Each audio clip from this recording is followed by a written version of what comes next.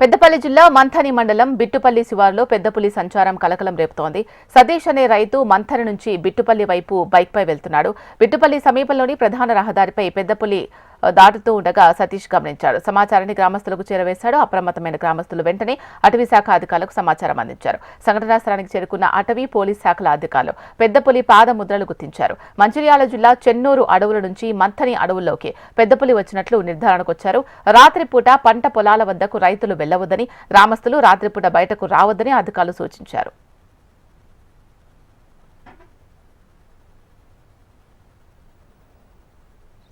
నేను సుమారు సాయంత్రం 6 గంటల లోపు మంతి నుండి తిరుగు ప్రయాణంలో మార్గమధ్యంలో మంతిని సది అనే రైతు పొలం దగ్గర నుండి పత్తిలోకి వెళ్ళి దాటంగా నాకు అది ఎదురైతే దాన్ని అంతలో నేను కొంచెం ఆగి చూసి అది ఎటు పోతుందని చూసి కొద్దిసేపు ఉండి అధికారులకు, సర్పంచ్ గారికి మరియు అధికారులకు గ్రామ ప్రజలకు తెలియజేయడం జరిగింది.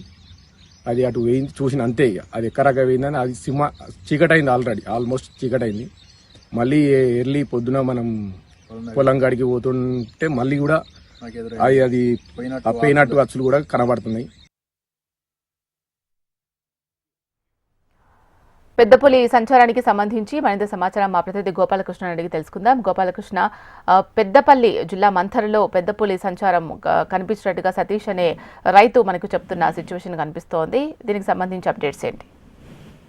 శిలా, మంథని మండలంలో గత కొన్ని రోజులుగా పెద్దపులి సంచారం ఉందంటూ స్థానికులు భయాందోళన గురవుతున్నారు.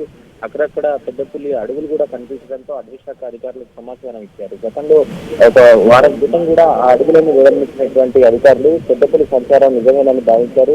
భయాందోళన గురికాకుండా స్థానికులు గుంపులుగా వెళ్లాలి, జాగ్రత్తగా ఉండాలని సూచనలు చేశారు. అయితే నిన్న మంథని మండలం బిట్టుపల్లి శివారులో పెద్దపులి రోడ్డు దాటుతూ ఉండగా చూశానంటూ సతీష్ అనే రైతు ఒక్కసారిగా భయాందోళన గురవుతూ అటవీ శాఖ అధికారులకు, పోలీసులకు సమాచారం ఇచ్చారు. దీంతో ఆ రోడ్డుపై ఉన్నటువంటి అడవులను అటవీ శాఖ అధికారులు పరిశీలించారు. పెద్దపులి అడుగులుగానే, పాదముద్రలుగానే గుర్తించినటువంటి అధికారులు పంట పొలాలకు వెళ్లొద్దని, ఇంట్లో ఉండి రాత్రిపూట బయటికి రావద్దనేటువంటి సూచనలు గ్రామస్తులకు ఇస్తున్నారు. అయితే పెద్దపులి ఇటువైపుగా ఎలా వచ్చింది అనేటువంటిది అధికారులు తెలుసుకునేటువంటి ప్రయత్నంలో ఉన్నారు. మహారాష్ట్ర నుంచా లేదంటే ఇటీవల ఆసిఫాబాద్ జిల్లాలో సంచలనం సృష్టించినటువంటి పెద్దపులి.